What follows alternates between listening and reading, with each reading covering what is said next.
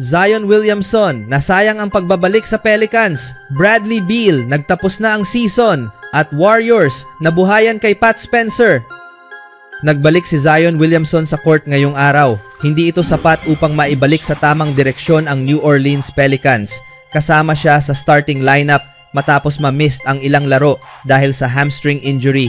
Kumamada siya ng 14 points, 6 rebounds at 5 assists. Ngunit hindi niya naiangat ang Pelicans laban kina Nikola Jokic at ang Denver Nuggets na nakakapit sa huli para makuha ang panalo.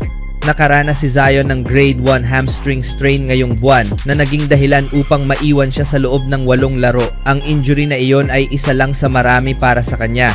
Simula nang pumasok siya sa liga noong 2019, naging available si Williamson sa mas mababa sa 46% ng posibleng regular season games ng New Orleans. Isang hamstring injury rin ang nagpahinto sa kanya ng malaking bahagi ng nakaraang season. Nakapaglaro lamang siya ng 30 games. Marami ng batikos sa kanya tungkol sa kanyang conditioning o ang tila kakulangan nito at mayroon siyang mga clause sa kontrata tungkol sa kanyang timbang at body fat percentage. Ngunit pumasok siya ngayong season na tila nasa pinakamagandang kondisyon ng kanyang career at sinabi niya noong Setyembre na hindi siya nakaramdam ng ganito simula pa noong college o high school kung saan makakapasok siya sa gym at maganda ang pakiramdam. Maganda ang naging simula niya. May 9 points at 3 rebounds pagdating ng halftime at naipanatili niya ang Pelicans sa loob ng 4 na puntos bago mag-break. Ang una niyang basket pagbalik ay isang madaliang two-handed slam. Ngunit bumagal ang kanyang laro pagkatapos noon. Hindi siya nakascore sa third quarter at 5 lamang ang kanyang puntos sa second half habang mabilis na kumawala ang Nuggets. Natalo nila ang New Orleans ng 10 puntos sa third quarter upang makuha ang double-digit lead pagdating ng dulo ng period at naipanalo ito hanggang dulo. Nag-record si Jokic ng triple-double para pangunahan ang Nuggets na nanalo ng 8 sa huling 9 nilang laro at may record na 11-3 ngayong taon.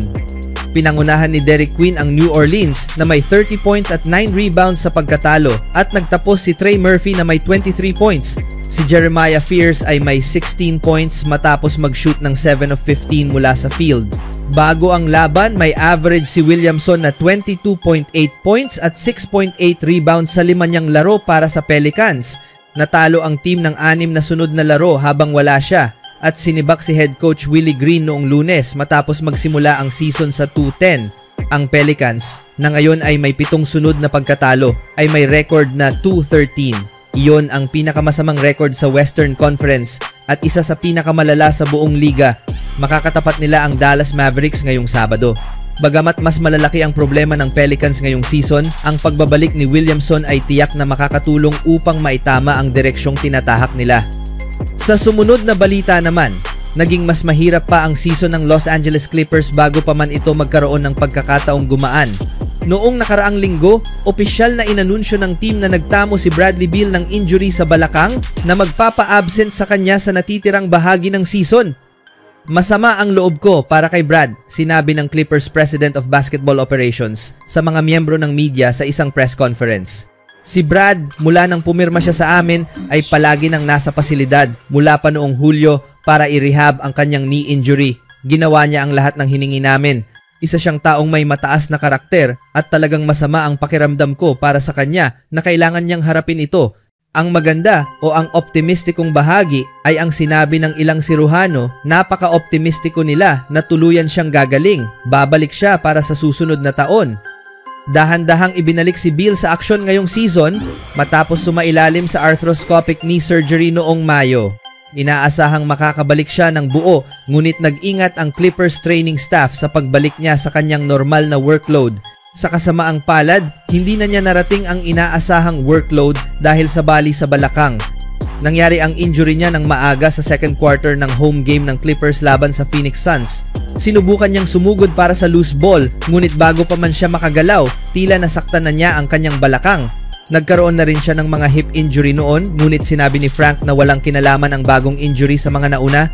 Kaya kahit na ini-imagine namin halos bawat bahagi ng katawan ng isang player, walang relasyon ang dalawang injury. Si Beal, na na-buyout sa kanyang kontrata noong Hulyo, ay pumirma ng 2 taong deal sa Clippers na may player option para sa 2026-2027 season. Ayon kay Frank, ang 6 to 9 month recovery timetable ay nangangahulugang inaasahang handa na si Beal sa simula ng susunod na season. Dinala si Beal ngayong off-season upang punan ang role na iniwan ng na-trade na si Norman Powell. Si Powell na halos umabot sa all-star level para sa Clippers noong nakaraang season ay na-trade sa Miami Heat bilang bahagi ng deal para kay John Collins. Ngunit iniwan ng injury ni Beal ang isang malaking puwang sa shooting guard position at desperado ang Clippers na magkaroon ng guard bukod kay James Harden na makakalikha ng opensa para sa sarili at sa iba. Palagi kaming nag-uusap sa buong proseso, sabi ni Frank. Maraming emosyon si Brad. Sa kanyang paraan, pakiramdam niya ay na-disappoint niya kami dahil sa injury na kabaligtaran ng totoo, pero ganoon siya ka-loyal at ka-grateful. Masama ang loob niya na hindi niya matulungan ang kanyang teammates at talagang umaasa siyang magkakaroon siya ng isang napakagandang season. Nakakalimutan ng mga tao na noong nakaraang taon, halos 50-40-80 player si Brad habang nag-average ng 17 points per game. Nakalaro siya ng 6 na beses at may katamtamang stats, kaya dismayado siyang di niya naabot ang gusto niyang pag-improve. May koneksyon sina Tyronn Lue at Beal sa Missouri at inaasahang lalalim ang kanilang ugnayan ngayong season. Sa huling balita, sinamantala ng two-way contracted guard na si Pat Spencer ang labis na kulang sa player ang Golden State Warriors nitong araw sa Miami, kung saan muntik na siyang makapagtala ng kahanga-hangang triple-double sa Kaseya Center. Ang 11 points, 8 rebounds at 13 assists niya ay hindi naging sapat upang makuha ang isang sorpresa at malaking panalo matapos na bumagsak ang Warriors sa Heat kahit na nakapasok sila sa final period na may 2 puntos na kalamangan. Matapos matalo sa Orlando Magic noong araw na nauna, nagpahinga ang Golden State ng mga stars, sina Stephen Curry, Jimmy Butler at Draymond Green na sumama sa mga naka-sideline na sina Al Horford at Jonathan Kuminga sa Miami.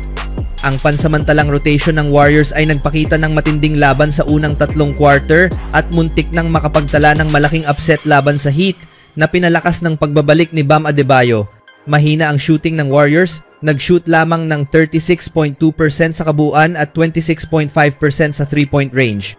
Bagamat nagtala si Spencer ng mahusay na plus 10, plus minus, 13 assists at 2 turnovers lamang, nahirapan sina Brandin Podziemski, Moses Moody at Buddy Hield na nag-shoot ng 31.4% pinagsama. Sa huli, ang 21 turnovers ng Warriors ang naging pangunahing dahilan ng kanilang pagkatalo.